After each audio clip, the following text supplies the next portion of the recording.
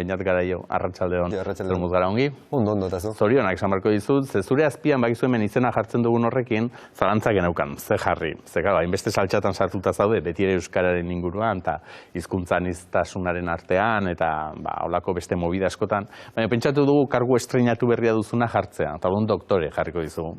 Eskerrik asko, ilusio egiten du, Bai, ezta, ze lana ere bai, entzuntza itu desanez, ez direla 6 urte bat ere xamurrak izan, ezta? Hori ere lorategi handi bada, Hori lorategi handi bada, Bai. baina lorerik ere sortu da, lorategi horri esker, eta etzan nolanahiko lorea izango, ze besteak beste zure tesi horrek Koldo Mitxelena saria irabazi du, hala erabaki dute behintzat, bai Euskaltzaindiak eta bai Euskal Herriko Unibertsitateak, euskeraz aurkeztutako tesien artean zure izan dela hoberenetakoa, beraz, zorionak. Eskerrik asko. Eta sariaz zoriontzeaz gain, guk ere jakin nahi genuen gehiago harakatu nahi genuen, zenbat horri ditu tesiak, ze zenbakia buruz jakingo duzu? 350. Arribitxikoena artisaulana baldin bazen, zure ere alaxe izango da, eta jakin nahi dugu, behintzat horren mamia zein den interesgarria iruditu zaigulako, batetik zuzer horri Gasteiztik zatozelako.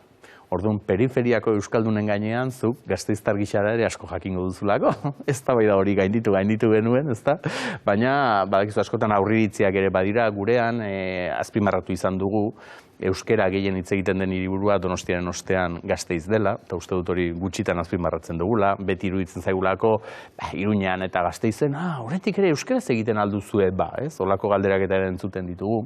Baina zuk aztertu dituzu kasu honetan Gasteizen dauden 2 eskola, bertan jakiteko eleaniztasun giro batean euskara berak ze paper izaten duen edo zer abantaila dituen bertan lanak ondo egin ezkero, ze zure tesiaren ondorietako bat bada, ondo egiten direla, badaudela hobetzeko, baina horrek aportatzen duela eta euskararen normalkuntzan lagungarri izan daitekela, ez da eredu hori. Bai, hori da. Azkenean hezkuntzaren inguruan eta hizkuntza biziberritzaren inguruan oso ikuspegi ezkorrak jasotzen ditugu, ez? Eta beti adierazleak dira, galtzen ari gara, geroz eta okerrago gaude, eta pixkat tesi honekin buelta eman nahi genion bi zuzendariekin batera, Leire Diade Gereñu eta Itziar Idiazabalekin batera, buelta eman nahi genion ikuspegi horri eta ikusi ze ari den gertatzen modu baikor batean, horrelako testu inguru batean kokatutako eskoletan, ez? Zentzu askotan eman zenion buelta gainera, ze normalean bidea kontrakoa izaten da, norberak erabakitzen du tesia zeinen gainekoa, baina zure zuzendariek bazeukatenez zure arrastoaren berri esan zuten,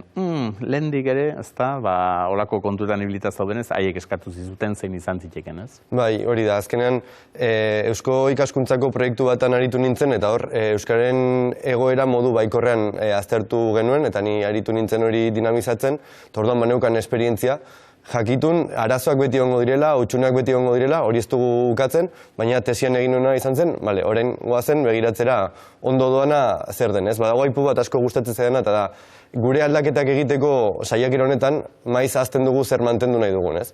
Eta orduan goazen identifikatzera zer den hezkuntza sistematik, eredutik, euskararen biziberritze prozesutik, zer den mantendu nahi duguna, eta hartara horrek ere lagunduko digu zein den iparrorratza eta nondik abiatzen garen, ez? Eta horretarako hasiera batean izen ona zuen eskola bat hartu asmo zenuen, baina gerora ikusi zenuen arekin geratu beharran 2 eskola hartuko zenituela, ez? Bai, azkenean eskola txiki bat zen, sona bazuena, eta agian emaitza horiek ez zuten argazki handiagoa erakutsiko, ez? Eta orduan, identifikatu genuen beste eskola bat Gasteizen bertan, antzeko ezaugarri batzuk partekatzen zituena, baina beste batzuk ere, beste batzutan ezberdinak zirena, eta orduan 2 horien artean saiatu naiz nolabait eleaniztasunean euskara irakasten duten eskolen behin-behineko radiografia moduko bat egiten. Eta horretarako 2 aldagai hartu zenituen, ez, jomugan, batetik ze jarrera zuten euskararekiko, eta bestea berriz ahozkotasunerako zenolako gaitasuna zuten, ez? Bai,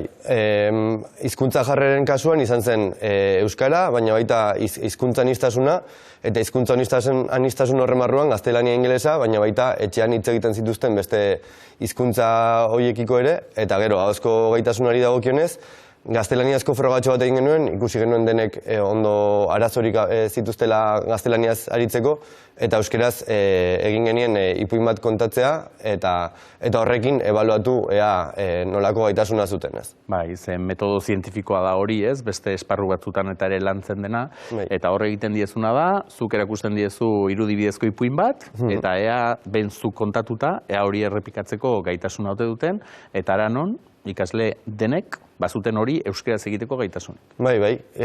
Gainera, denetariko kontaketa jaso genituen, bazeuden agian oinarrizkoagoak, baina beste batzuek izugarrizko gaitasuna adirazi zuten, eta pentsatzen genuen hauek ja prest daude, beraien herriko edo beraien etxeko edo beraien auzoko liburutegian emankizun bat egiteko eta izugarrizko mailarekin, ez? Eta adibide batzuk ere ikusi genituen, urtebete baino gutxiago Euskal Herrian emanda ere, gai zirela, ipuin kontaketa hori ere modu onean egiteko, ez? Eta horrek adierazten du Euskal Hezkuntza sistemak baldintza batzuetan badaukala gaitasuna Euskara irakasteko, ez? Bai, ze D ereduaren nolako desprestigiatze moduko bat ere egon badago, ezta?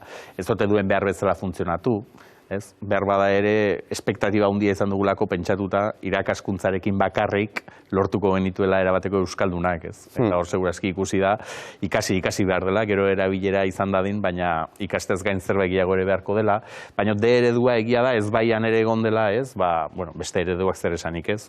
Ikusiko da zenolako aportazioa, baina D ereduan ere motz xamar geratu ote den, eta zuk aldarrikatzen duzu ezetz. Aktualizatu edo berritu beharra dagoela D eredua, baina oraindik funtzionatzen duela. Bai, berez, oinarrizko gaitasun horiek lortzeko ahalmena badauka. Eta lortzen du ikasle guztiekin mintzat maila horretara iristea, ez? Eta gogoratu dezagun, Gasteizen egin dela hau, Euskararen erabilera bajoagoa den toki batean, ikasle hauek Euskararekin duten kontaktua hutsaren hurrena dela, eta hala ere, lortzen dutela bai jarrera mailan, bai ahozko gaitasun mailan, horraino iristea, ez?